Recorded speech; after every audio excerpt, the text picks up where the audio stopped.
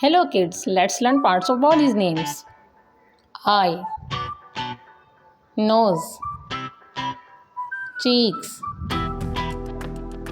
chin, lips, tongue, teeth, neck, head, ear, chest, back, ears, forehead, shoulders, arm, elbow, forearm, hand,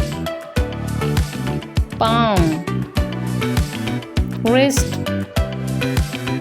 thumb, forefinger, middle finger, ring finger, little finger, leg,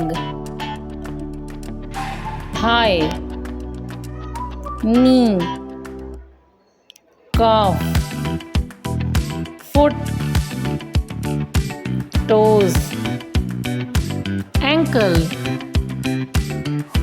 All done. Don't forget to like, share and subscribe.